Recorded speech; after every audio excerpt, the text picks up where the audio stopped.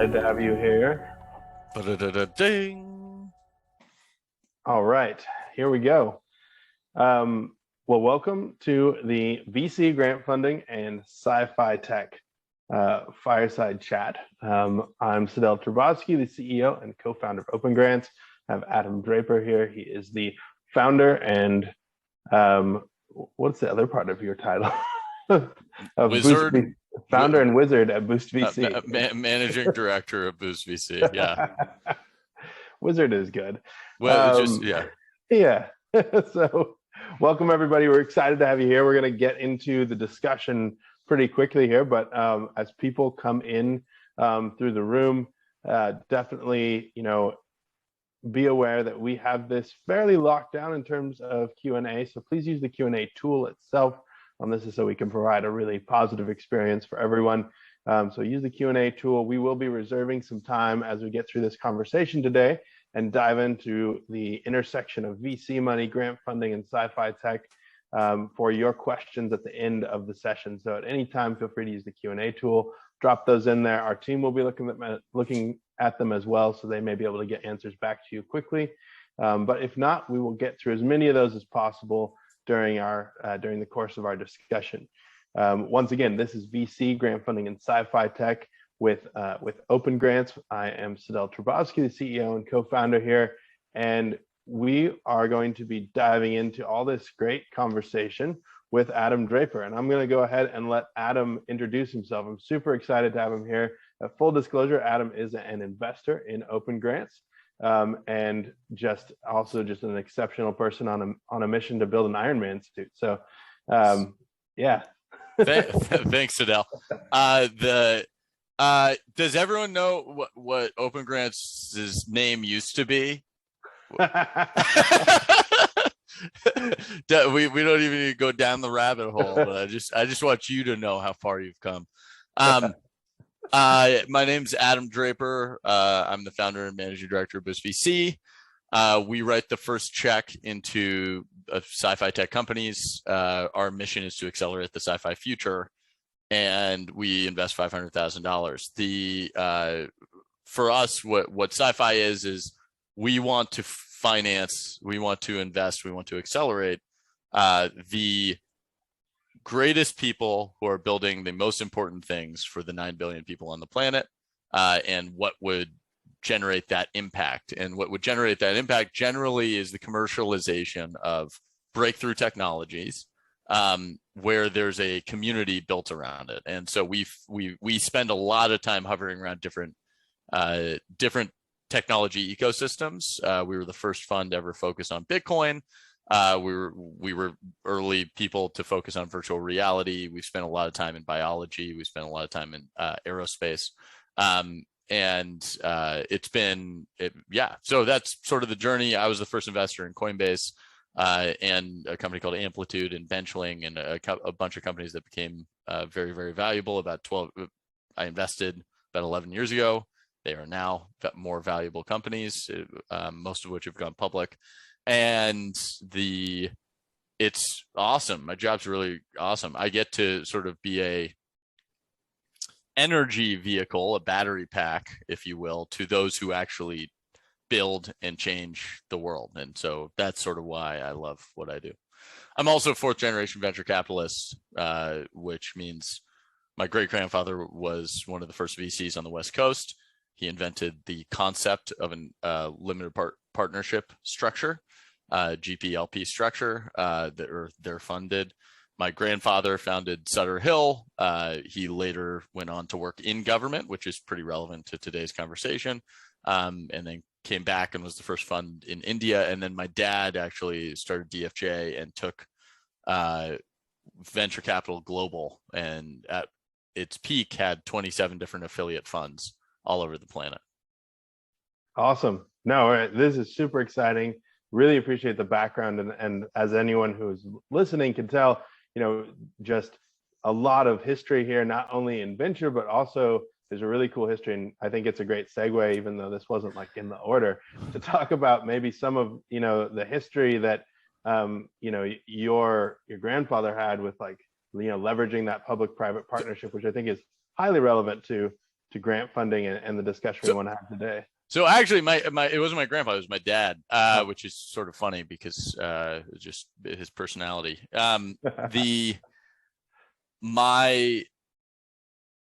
think a better place to start for the purpose of sort of the convergence of where government and venture financing sort of converge is, if you think about what venture capital is, it's the leftovers. So VC, we end up, there's a great talk that Chris Dixon did in 2014 called The Leftovers, and who is a partner at Andreessen Horowitz. He invests in crypto. But if you think about what it is, if it was a good idea, the government should have done it, and or big corporations should have done it. And we get all the bad ideas. And it turns out those bad ideas end up being the things that hook onto society and change the paradigm.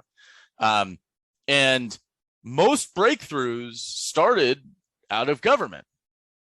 So like the internet came out of university/government funding, computers, the microwave, like everything was in some capacity like research by the DoD funded.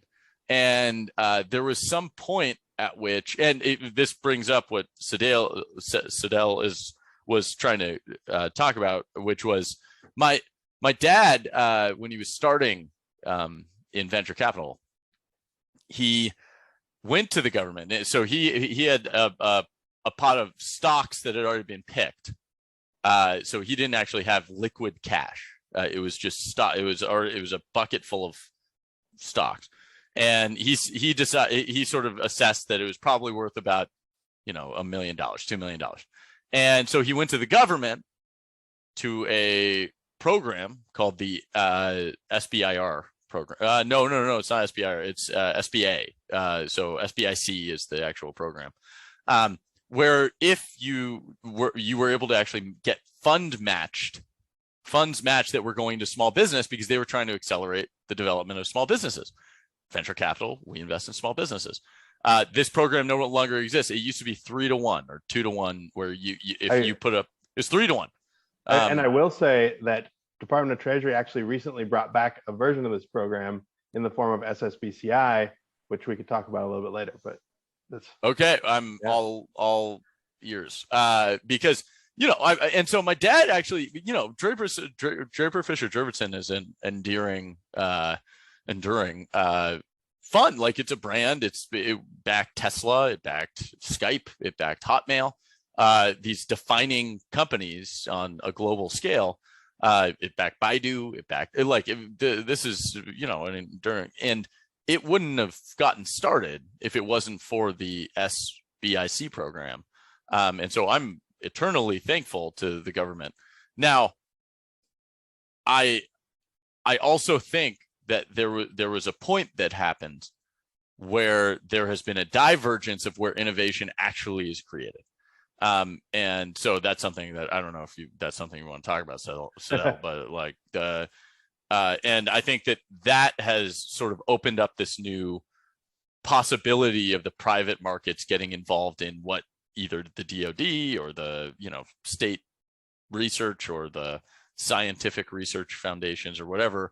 It sort of allows us to help commercialize breakthroughs that will impact everyone on a global scale, and with partnering with government rather than sort of adversarially, which I'd say it had been previously.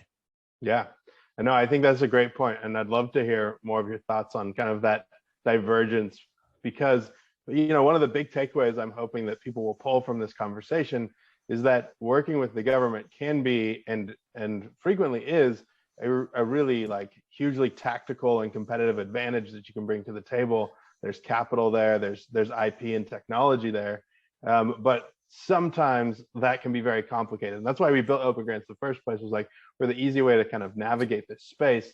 But yeah, I'd love to hear your thoughts on kind of that divergence in terms of where the innovation is coming from. Well, I think that, okay, so the history of so the place that I've been spending a lot of my time is sort of in that like DoD defense prime contractor area. Like we backed Radiant, which is a nuclear fission company. We backed, which would be DOE, so the different. We backed Venus Aerospace, which is hypersonic jets. We backed Launcher, which is rockets. We backed for space. We backed basically like lots of these amazing companies that and I mean no offense to the government, but if the government was doing its job, the innovations wouldn't have been coming out of private sector. Okay. And the problem is not the government, the problem or the intention. The problem is bureaucracy, like on a level that is unprecedented. So when Eisenhower was president, there were 500 to 600 government contractors. Okay. And if you think about that, we didn't have technology to deal with that, right? Like, so Eisenhower was sitting there and he was going, oh God, like, I don't want to, like, if I have to sign one more freaking like government contractor for $1 billion to do whatever. And so they incentivized consolidation. And so those 500 went down to 5. And those 5 are Boeing, Lockheed, Raytheon, Northrop Grumman, General Dynamics. I've listed those off like way better than I normally do, but like those are the 5. That was impressive. Yeah. And there are others, there's smaller ones. Like there are others, but those are the primes. They call them prime government contractors. And if you're here, you probably know of them. But what happened in recent times was Bitcoin did not come out of the government, although there's probably some sort of like conspiracy theory that it did, which was a breakthrough in computing, in replacing third-party trust with mathematical proof. And the fact that innovation did not come out of government is, that becomes worrisome for where you're supposed to be innovating inside of these departments. And so I think that over the last 12 years, there's been 10, 20 years, 15 years. It's a self-awareness of a government prime understanding where their value is and where their capital should be allocated in order to develop true innovation. And I think that they have realized they've created corporate venture arms. They've created, there are a lot of steps that have been taken. They're granting more money to people outside of their system. They still want to win the big contracts, and they're better at that than anyone else. But after that, finding the talent, it turns out for 10 years, FANG found all the talent of engineering, right? Facebook, Amazon, Google, it found Netflix, they found all the talent. Now, I'd say all of the talent moved to starting companies. There's no social ramification to starting a business anymore. So a lot of talent is just at the lowest level. And then with the emergence of SpaceX and Anduril, which is allowed for these it's shown that it can happen where you can actually create a defense contractor at scale as a startup. And now the cost of starting that is going down dramatically because of the trust the government is instilling in the early stage venture area. So I don't know, that's a long way of basically saying there's been a steady evolution over the course of the last 70 years that has allowed for this moment in history where you're able to innovate using partnering government money and early stage venture, where that would have never been possible 10, even 15 years ago. Yeah. No, that's great. I think one of the things that's really exciting, and we've received this. Also, government bureaucracy sucks. I don't know. I said a bunch of words, and basically all that's all that meant, right? The system it's in my life. So that's the reference point of history, right? Those are things that have happened in my life. I've never seen the government actually productively produce anything. Okay. We're still dealing with the same innovations that occurred 70 years ago. We're still SpaceX. The design of SpaceX is actually just the same design of 1960s. God, which rocket was? It's that there's no difference from like the actual like rocketry that has changed. The thing that's changed is the software. And so now, and so that's something government is not good at. They are not good at commercializing software. And that's something the private sector is incredibly good at.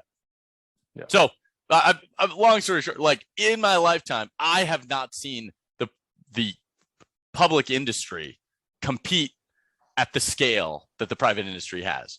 And I am biased. I've obviously grown up in this entire ecosystem, but like incentives alignment is basically how I believe innovation happens. And incentives alignment has been there for the private sector and not been there for the public sector.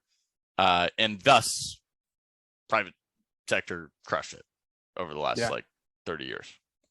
Yeah. Yeah. And I mean, a lot of the things that we're really excited about at Open Grants really are like there's been kind of a sort of realization slowly, very slowly dawning over agencies that like, oh yeah, we should probably like figure out ways to engage with contractors in the private sector that don't require, you know, maybe 3 years of work to get a contract. And we should innovate on our procurement procedures. Honestly, like, you know, right now I'm actually in DC at a GovTech summit. And I'd say the thing that you hear most of people are like, oh, we're trying to fix procurement. Like we're fixing procurement, which is just like the process of being able to build these partnerships. And the really exciting thing about grant funding, and that's why Open Grants, you know, was built, and why I'm very bullish on grants in general, is that grants are this mechanism that allow you to sidestep some of that bureaucracy and get to a relationship really quickly where you can get capital in. So as an entrepreneur, you're looking for that, like, you don't want to wait 3 years, especially as an early stage company, to sell something to the government. Like, that's just a sales cycle that you might not survive as a small business. But if you can get grant money in up front in order to better engage with your client and study the things they're doing and partner with them, and then work on a contract simultaneously, then you have some runway, you have some revenue. It's just much more attractive. So I'd love to hear your thoughts, Adam, on, you know, generally, you know, and I think you've done a great job of outlining kind of what Boost VC is and kind of your thoughts around that. But sometimes we hear from founders that are like, you know, what do VCs think about grant funding? Is it a bad signal? Is it a negative signal? And I'd love to hear like some of your thoughts about like what you like about the fact that maybe one of your portfolio companies is working with the government, partnering with them, and any of like your red flags, like the things that like you're like, oh, this isn't going to end well. Look, when I started Boost VC, I mean, our first industry that we went after was Bitcoin, which is actually the opposite of government. Okay, like if you could pick an industry of builders who are actually so like, they would have never asked the government for funding, and I would bet still none of them are asking the government for funding. And you know, it was a small community of idealists and anarchists, and they you know, and now it's a much larger community of just all types of people, so it's blossomed into something pretty special. But if you had asked me, you know, even 12 years ago, like, would I be backing government related businesses, I probably would have said no, not because of anything other than the government sales cycle is so long that you will die. Like, that's it. But so yes, great. So why are you doing this? But what there are a couple of things that have happened. One is I've learned and the government's learned, right? Like, and so we've come to a head where like I trust in pieces of the process of the government, and I believe the government is starting to trust the early stage investment like brand system that we've built out, and the collaboration of the two is really starting to work. I think true innovations like SpaceX, Anduril, like those things, like we have a lot to thank Elon for. I would say just the fact that SpaceX exists is the thing every government-based business should think out there. Like before that, huge question mark. After that, it's going to be a meme. I believe the 5 prime government contractors are going to decouple into $510 billion great government contractors creating innovation. And I want to just punctuate that statement about SpaceX, because I do think it's super important to realize that up until now, frequently the path forward, and you referenced this earlier, but I just want to highlight, it's like the path forward was maybe you did bring innovation to the government, and eventually it would just get swept off into like General Dynamics or Raytheon or somewhere, because there wasn't that trust and there wasn't that track record of like, hey, these companies can roll in and like come from, you know, an innovative idea to like a company that we can actually like, you know, SpaceX now has tons of government contracts to deliver all kinds of things. You know, that like switch of like, all right, we believe in some entrepreneurs now, is huge. But your question about grant funding specifically is a great question, because one of the reasons grant funding is the worst and also the best is that there's a difference between a tinkerer and an entrepreneur, and both qualify for grant funding, and that's great. Like both are great. Like I actually think tinkerers provide a lot, like scientists, tinkerers provide a lot of value in this space where they're seeking knowledge but not commercialization. But if you're seeking commercialization, you need to be a founder. And the problem with that grant funding sets a precedent for, and the brand that grant funding has, is that you're a tinkerer. You are not a commercializer. You are not taking your technology and bringing it to the world. You are not building a business out of that technology. And so I believe that a lot of people believe they're founders and raise funding on the private capital side and on the public capital side, and they stay in that tinkerer spot and never get out of it. I believe that there's also a new breed of founder that is doing the opposite, and they're doing and they are building. They are true founders. For the record, like I spend all my time with founders. Like I have financed a lot of tinkerers, and I just don't want you to think I think any less or more of one party than the other. But my job is predicated on mass commercialization of products, and I want impact. Some people aren't looking for the impact I want. I want this changes the world. This changes the lives of 9 billion people. This is a breakthrough that makes everyone's lives better. And that in order to do that, you have to be a founder. You have to want the pain of commercialization. You need to be a truth seeker, but also a business-minded human individual. And if you are not, you should partner with someone who is. And you should not hold like hostage your concepts and ideas if they are truly great for the world. So my answer is the problem with grant funding is also the greatest thing about grant funding. It's like it attracts breakthroughs, but the problem with breakthroughs is the people who are doing them, at the end of the day, all of these breakthroughs are created by humans. They're created by people.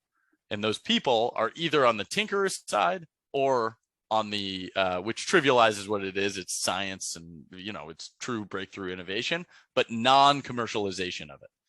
And you need to want to commercialize. That's the only way that the partnership between venture and grant funding works. Otherwise, you know, Sadell's business works really, really well for you either way, right? Like if you want, the grants are out there and it's adding value to the government. It's adding value to the system, like whoever's writing the grant, doing the grant.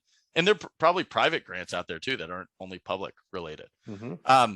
But if your dreams are of an higher impact and higher, you need a business. You need to know that the government is your customer. You have to know like who you need to deliver. You need the stress of that delivery, and you need to actually deliver on that promise. And you need to be realistic about how much money you're going to need and how you're going to generate cash and become sustainable. Like Elon, if you watch the Return to Space, which I highly recommend, the Return to Space on Netflix, he said, hey, I have enough money for 4 launches. So like he knew rationally, like after getting to a certain point, he was like, I know I have enough money to do 4 launches. And you know what? They did them all and he ran out of money and they all blew up. Yeah. and then NASA came in and they offered $1 billion contract. And a lot of that was the difference between the quality of a rocket from SpaceX and quality of a rocket from NASA or other services, which NASA hasn't sent up a rocket since 2011. which also shows that there's this huge opportunity to pick up where government leaves off, right? And if you're seeking the ocean, like that's another thing. NOAA's been critically underfunded for years, and they do have grants. And if you're going after ocean related problems, happy to talk to you. But it was also software based. Software was a competitive advantage for SpaceX where it had not been previously in government. So, yeah. And by the way, some of these things I'm saying probably aren't resonating with you. And maybe you're more of a scientist and you still want to go after grant funding. Still use this product. This product's like the greatest thing ever. For you, it is. And some of these things, some of you, this might be resonating with, and like you should be thinking, yes, I want to make impact. I want to partner with the right people. I want to do all that stuff. Like, go after it. Talk to people. Like, do it. I just want people to do cool things. Like, that's what my job is. Like, if someone, do you know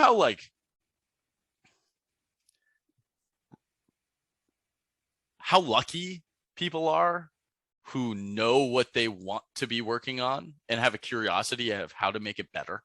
Like, how lucky is it that someone found their calling, like the thing that they're going to spend 10 to 20 years on? How cool is that? And like, if the thing between that calling and action is like a small amount of capital, like I will take that all day. And that's what my job is. My job is bridging that gap of like people who found their calling and actual action. Like I saw so many people in my life who went the safer direction, and it was just because of money, like a small amount of money, not even a lot of money. It was like a smaller amount. Smaller amounts of money triggered all of these decisions, and I think that the most scarce asset isn't capital; it's truly unique ideas and truly unique thought. Like, and I will say, truly enjoyable conversation is another scarce asset. I would say those are the three things that I think are like in scarce. Like when you're in a conversation with someone and magic's going off, you know that there's high trust in that room. You know, like it just doesn't. It's more rare than you think. Like when you're in college or and you were in just a room with your friends and you were debating topics, right? Like there's magic there. There's like this magic where you were like high trust, talking about very complicated processes, trusting everyone in the room, and you came up with really good solutions. Like we need that. We need better conversations, harder conversations, and we need people taking courageous risk right now to make the world a better place.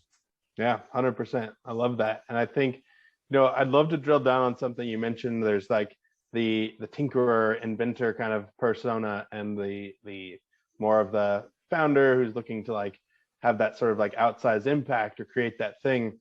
And I wonder, as a VC, what are like, and particularly for the people who are listening who might be interested in like understanding a bit more of like how to signal that to venture, how to like go after that space. Because on the grant side, I can definitely say, that's one of the things we're really excited about with Open Grants is looking at, smaller amounts of grant funding and where we can inject capital to really make that difference and allow people to go down either of those paths, because it really doesn't take that much money. There's a couple programs we partnered with where they're doing grants that are just like $5K a piece, which doesn't sound like a lot, but honestly, with the, as you mentioned, with the reduced cost of actually creating a business and experimenting and all of the tech and tools that are out there, that's like a game changer. You could all of a sudden be making, $1 million a year on the internet, and you could sell it to MicroAcquire or something, right? Like that is a possibility now, even for those tinkerers. But I'd love to hear your thoughts on, on the other path of like, all right, well, how do I signal that? Like, I've got an idea. How do I signal that I'm going after this like bigger market? And if I go get a grant, like, is there a way for me to double down or like, provide that signal? One thing, you can't think of the grant as a hedge. Like for the thing I look for is commitment, right? Like you are committed to this craft forever, basically. And like, I think right now there are a lot of founders who are succeeding because it was a good market who were not committed. They weren't in forever. This wasn't their thing. They just saw an opportunity. They took a short-term like shot. I'm looking for high commitment forever, right? And like that isn't everyone. Like not everyone's willing to like tried to seek the truth and build value for 20 years on a similar topic. That takes extreme focus and extreme difficulty, and it is painful as all hell.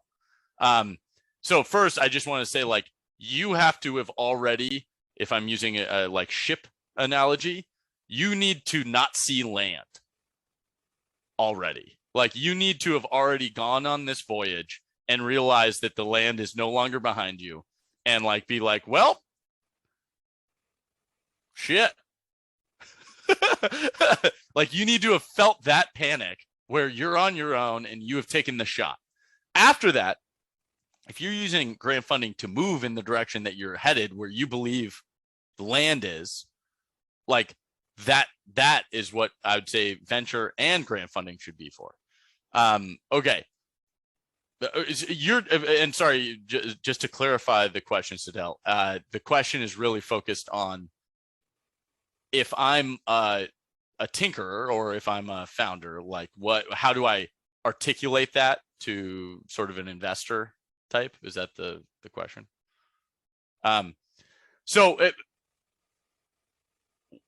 What I'm looking for, I'm looking for people, right? Like, my job is a people person. And I like people. And this job is really just about looking for great people who are working on their thing. I'm not dictating, like, there are VCs who are called incubators, not accelerators, incubators, where they come up with the ideas and they build teams around it. I believe that the people coming up with their own ideas and investing around that is the undervalued thing. Like, that's a better way of building a lasting, enduring business. However, both ways work, so it doesn't matter at the end of the day. So how to articulate to me, it's commitment, energy, and authenticity. Like, those are the three things I look for. And we speak, if you think about it, we speak a different language than startups, and we speak a different language than LPs, who are my funder, like financier. We have to be sort of a bridge between those two people. And the language that we speak is driven by momentum, and how to articulate that momentum is in those three ways. It's energy, commitment, and authenticity. But commitment can be shown in the amount of time you've worked on a problem, as well as, and momentum can be shown in whether or not you're focused on the right things. That's generally the chart you're showing us, is about articulating the momentum that your business has.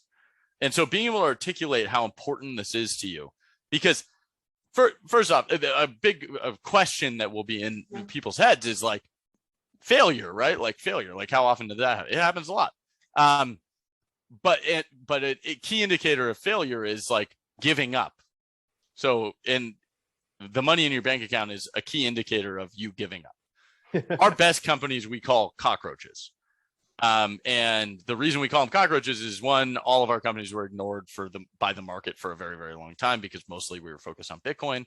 No one thought that was a real thing, and then it became a real thing, and now all of our companies are getting financed. But there were 7 years where like no one would look.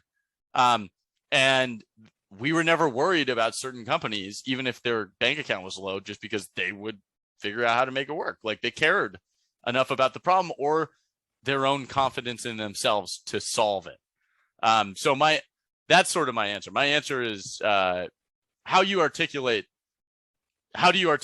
commitment and momentum to an investor? We want to know that you've already leapt offshore and like can't see land, and you know you're betting on you and the crew you've brought on, that you are going to hit something.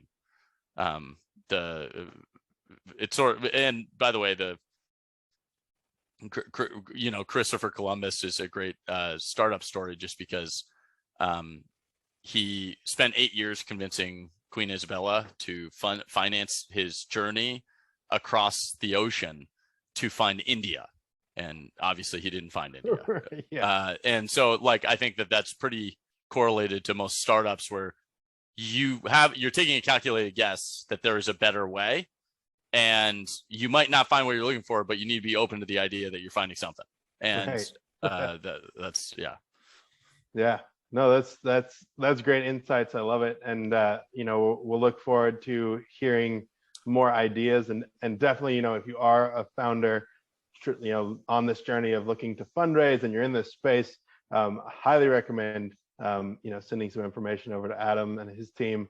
They're incredible, and I want to pop into some of the questions because some of these are fairly meaty. Great. So we're going to go into this. This one looks like it's for you because it's not me.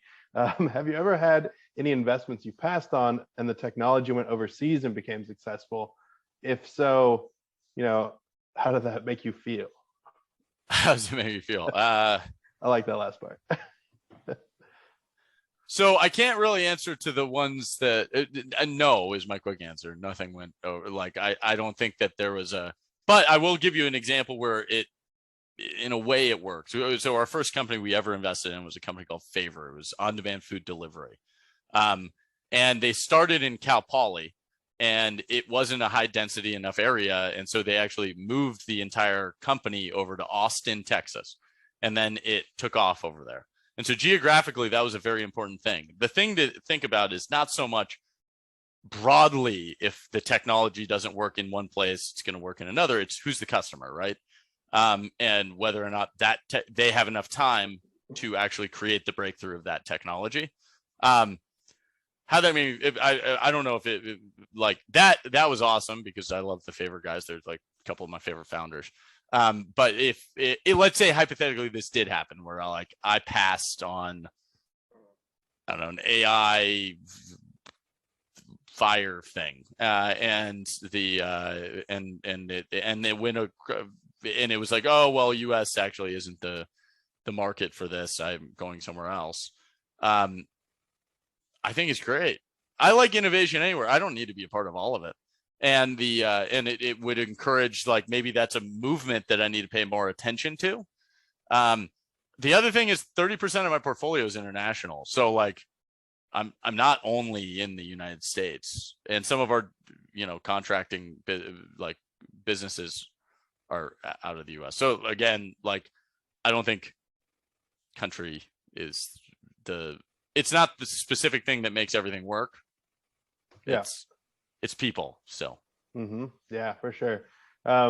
Good question here around government. In Europe, government historically played the role of angels. In the US, awarding equity-free funding to startups. More recently, blended funding is being pioneered for Series A, B with government, giving a mix of funding. And are we looking to build these formulas with government to support from Boost VC? I've actually had some fun conversations with Adam about this. One time, a very long meandering one while we walked down to the bay. Yep. And yeah, I mean, we've certainly thought about that. There's programs actually like SSBCI that exist that actually provide funding from Treasury for this. Honestly, and I'm happy to get some more of Adam's take on this. But a lot of times it's unfortunately, even in best of situations, the bureaucratic and sort of administrative burden makes it really unattractive. But in the future, as we strip away and try to work to provide a very streamlined experience, I think we could remove some of that bureaucracy down the road and make that happen. So yeah, I mean, hey, one of the ways that so I do think that we're headed into a recession. Whether or not you believe that, that's a different conversation. But during times of recession, what investors will do is figure out how to leverage their capital. And one of the core ways that's obvious is with government.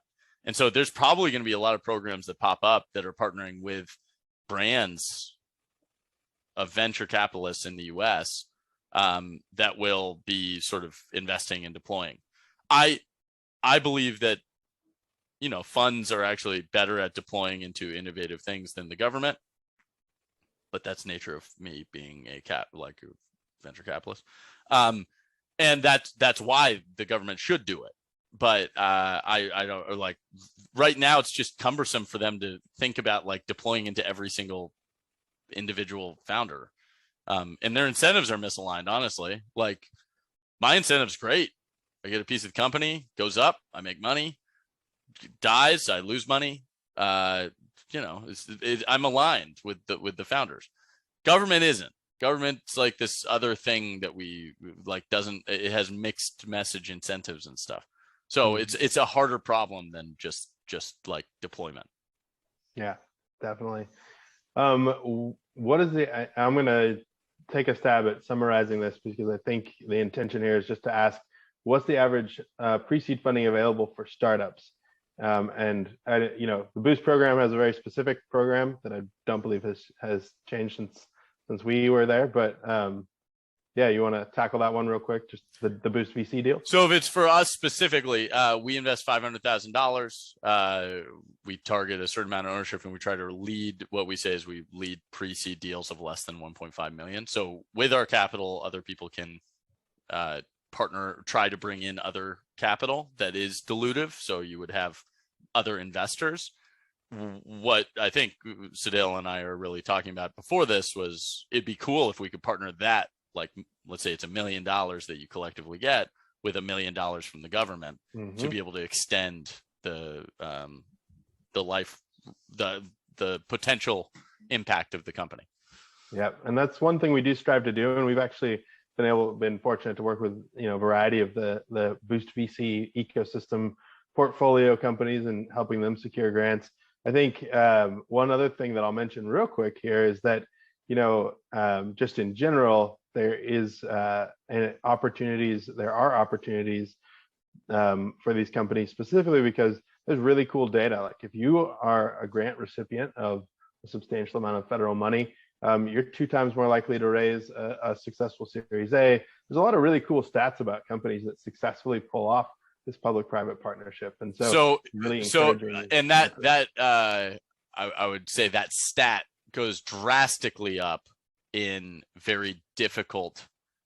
So I'll divide the world into bits and atoms. When it is a difficult atoms-based business, the degree to which you can partner with government capital matters exponentially more. So like software-based businesses can figure it out by themselves. Like I think it's fewer people. Like, you probably, a 15-year-old with a laptop can boot up a website, right? Like, and I'm not saying they're amazingly impactful businesses that are built that way. It's just, you don't necessarily need grant funding to pay for all the stuff. Like AWS Web Services, like if you can find $100, you can boot up your idea for a website. Right. But for atoms-based businesses where you're building robots or launching rockets or whatever the thing, like nuclear fission, like it increases even more drastically if you partner your private with your public. Yeah, 100%. I love this question. How would you like to see the private sector participate in innovation and public sector support innovation within that space? And I just want to throw one note out here that, I think the current ecosystem is pretty cool. The problem isn't as much like the relationship, but it's a lot of like the process, which is a big part of what Open Grants is focused on. But I'd love to hear your thoughts, Adam. I'm all about reducing the friction of deals being made. So I think there's a problem in venture where we have too much weird regulatory bull crap just to be able to help companies raise funding. Like, an accredited investor needs to sign and say they're an accredited investor in order to invest in a venture capital fund. And if and I can only have 90 of those in my fund, but I can have like an infinite number of qualified buyers, which is a wild, weird thing that makes like no arbitrary sense. And then the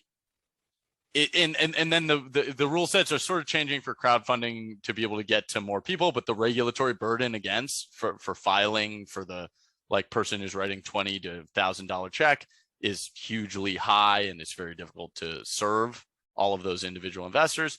And I think public-private sector, I would love to be similar, where it's like, hey, I always think venture was built on like a napkin term sheet and a handshake, and like I want that again. Like, I think that there's technology that can get us there again. We headed back in that direction with the creation of SAFEs, SAFEs. It made it, the founder in the power seat was able to raise sort of fluently, easily, without really needing to know too much about terms.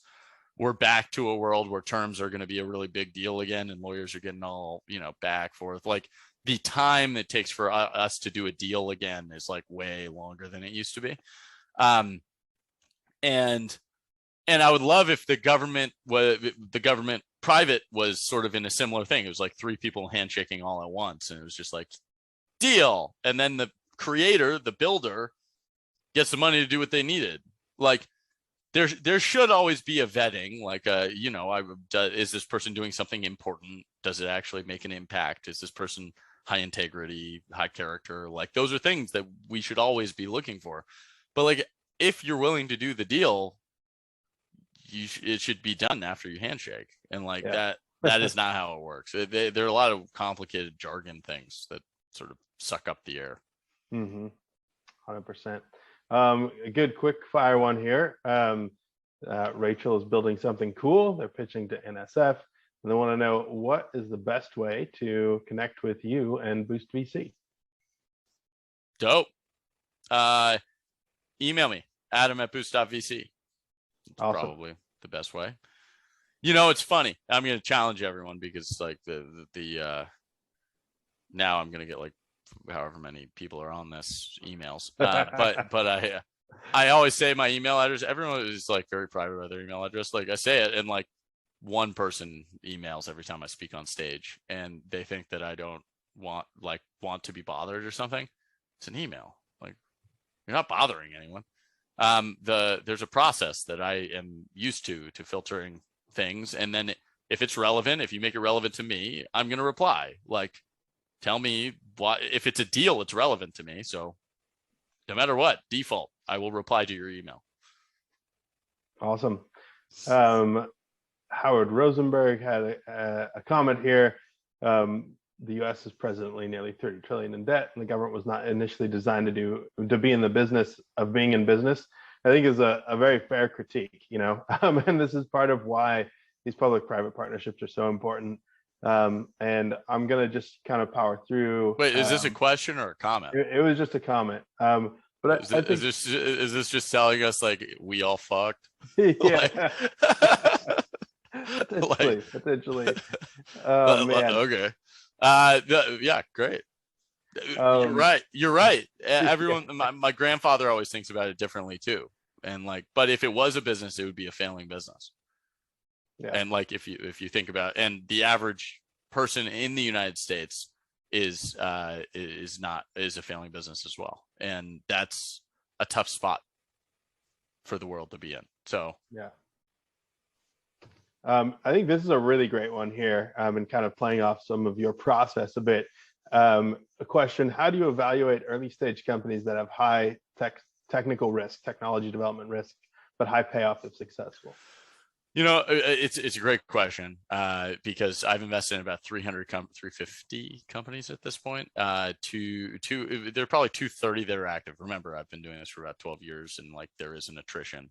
Like companies do fail, and I am not a technologist. I think in terms of like how things work, and I fathom how they work, but I don't know exactly how they work.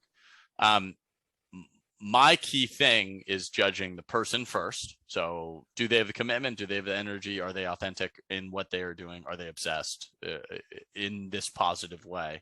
And then it's I need to believe that they believe that they can do it. Like that's where it is. I don't know how to describe that any differently than that. There's a and people can be confident, but when I ask every single question and they've thought of every single answer like deeply, and they're like, this is why, this is why, this is why, like they have spent a resounding amount of time thinking through how this technology could work. I come from the belief that anything's possible. What I need someone to do is bridge the gap between anything being possible and you're actually going to build it. and like you're the right person. And at the end of the day, you probably won't be the only person who builds it. I need to believe that you know how it's going to be put together. And like that's the gap that I'm constantly trying to bridge. But if I trust the person, magic, it's easy. Like, and so a lot of my job is just like taking risks on trusting people. And then over a 10-year period, it either succeeds, or like their evolved nature of the next thing is what succeeds. And as long as I kept a good relationship, hopefully I get to invest in that one. But yeah, I want to back people on a 50-year journey, right? Like that's dude. And if you want to question commitment, like we backed a company where he has a family. The person, this founder, has a family. Moved across the whole family across the country, invested all this person's money into the new project that he made money from an acquisition, invested all of the money into this new company that he is building. And basically has been like, knowing he is headed in the right direction, has been spending every single dime that he has on this project, like risking everything. He is committed and risks everything. Move, family, like wellness, like all this stuff, because this is the ship. This is his thing. Like, if you haven't found the thing that makes you feel that way, where you're willing to risk it all, like keep that's what you're searching for. That's what we're all searching for, right? Like we're all searching for that. But if I find someone who has found that, all I'm doing is like enabling it. Like I'm enabling that possibility. And like it's so easy to make the decision if that's how committed they are. It's such an easy decision to invest in. But you can't go there and be like, I don't want to take any risk and I want all your money. Like that's what a lot of conversations are with me when people are pitching me. They're saying, I'm going to take no risk. And by the way, also this person partners with public money and like does all that stuff too. Like you can show commitment without like with partnering public private. Like just if you're committed, like it's a no-brainer. But the level of commitment that to show is like, my bar was raised when I realized this. That's awesome. I love it. So another great question here. I'd love to hear your thoughts on. I'm happy to offer some of our thoughts from the Open Grants team as well. As how do you feel about tech transfer? And I already know this, but like, how do you feel about tech transfer offices? Well, I want to hear your answer first, because I want to hear the like politically nice side of this. Like, yeah. So, this question about tech transfer offices and the ability for entrepreneurs to create paradigm shifting companies with government technology. I think that tech transfer offices are really an underutilized asset in the United States. In particular, we have spent literally trillions of dollars in government money researching incredible things. And the unfortunate reality is a lot of this stuff just sits on the shelf because these offices are so awful to work with. And that's the nicest way I can say it. I have a lot of other words about them, but tech transfer is the biggest lie in entrepreneurship. Like that thing's a garbage on top of a piece of poop. Like it's just bad. I would like if I, because it is locking up for the sake of locking up. It is locking up IP for the sake of locking up IP, thinking that, hey, I don't want anyone else to have this value. When, what if we could have pushed humanity to a better place because of breakthroughs that happened in these like shielded grounds? Like no one's talking to each other. No one is, people have tried to index all the tech transfer offices. By the way, my original idea for Boost VC was working with universities as an accelerator. So trying to help university ideas. And it was the worst process. I had 20 calls, 30 calls, 40 calls with tech transfer offices, like accelerators at universities, whatever. It like, I realized how horrible this process was going to be. And so I was like, well, I'll just go it alone until like people want to work with me. Like that was basically, and so I built my own brand. I invested in the things I wanted to invest in. I was able to still go to those demo days and stuff and find great people. But yeah, and I'm sorry if people are wanted me not to say the word poop on this, like, but like that is that. And I'm sorry if you work at a tech transfer office, but you are locking away innovation. That is my belief.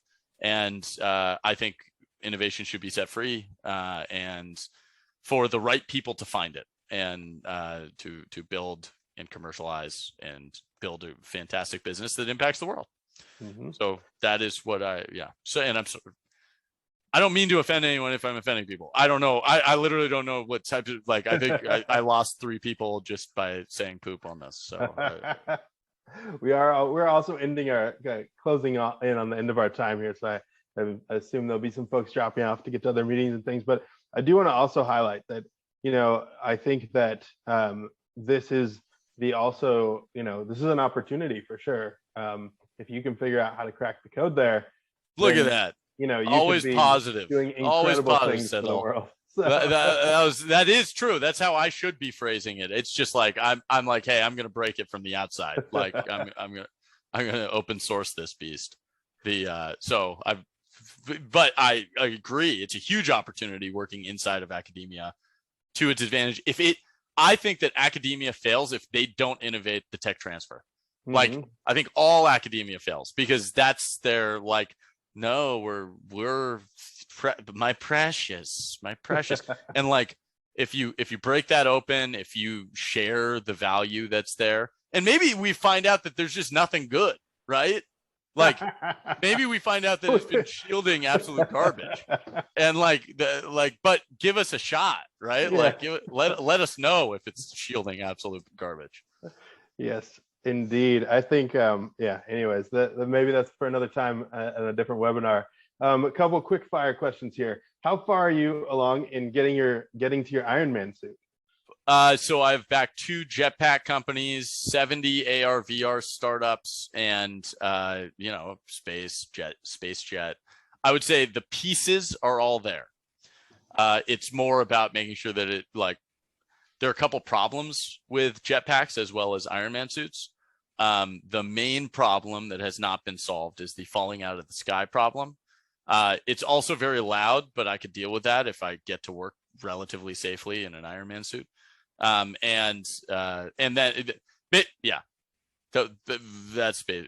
are basically the 2 problems. They're like 2 major problems. It's really the loud is like it's tough. Yeah. So that's my answer. It's getting there. It's getting there. I love it. I'm very excited for it. I think this is a really particularly relevant one. Should grant timing impact when to apply for Boost VC? And maybe you can expand on that and just say like when you're raising venture. And is there a preference, do you think, with venture capitalists to see grant funding before or after? It's not about a preference of grant or not grant. It's a preference of momentum. Like, I want to know that you know what the most important thing is. And so when I'm assessing technology, I want to know that I believe that this person knows they can build this piece of technology or has a team that can build this piece of technology and they fathom what it is.